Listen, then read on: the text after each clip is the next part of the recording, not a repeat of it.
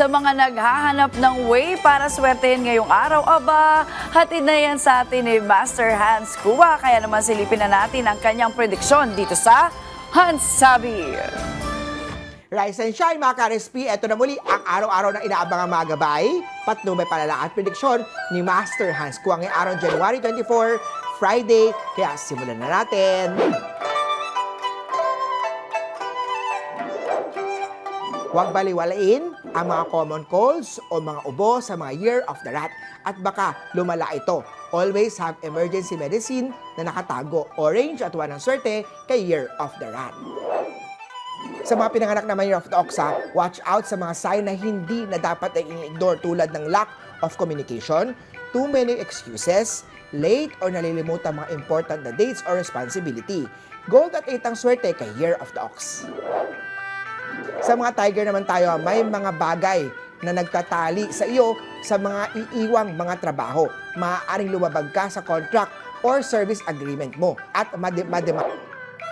ipaglaban muna ang karapatan, mga Year of the Dragon, kung sa tingin mo ay ikaw ay naiisa na. Huwag tatatahimik at magpapaloko lang kay partner.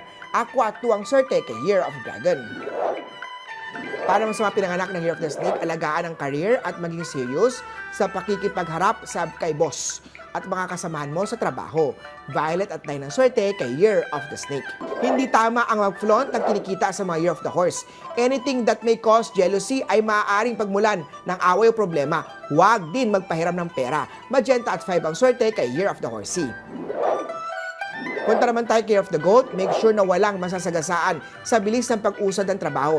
Tuloy-tuloy muli ang iyong progress dito at there's no stopping you. Red at 8 ang swerte kay Year of the Goat. Sa mga Year of the Monkey naman na get is enough sleep para makabawi sa iyong immune system. Blue at 3 ang swerte kay Year of the Monkey. Para naman sa Year of the Rooster, iwasan muna ang bumili ng property sa sakyan o ang magpautang. Hindi advisable ang magkaroon ng financial transaction ngayong araw. Green at 6 ang swerte kay Year of the Rooster.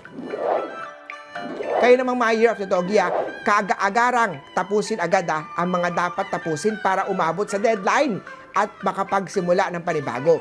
Maaaring maraming nag-aantay pang bagong mga trabaho. Yellow at 2 ang swerte kay Year of the Doggy. At hindi pa pahuli mga Year of the Piggy, it's better if you can save. Para sa mga walang savings, open ka ng bank account upang makapagsimulang muling mag-impok.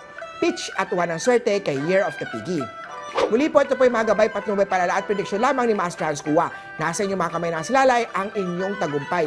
Kaya always be positive at i-claim ang mga swerte, mga ka-RSP.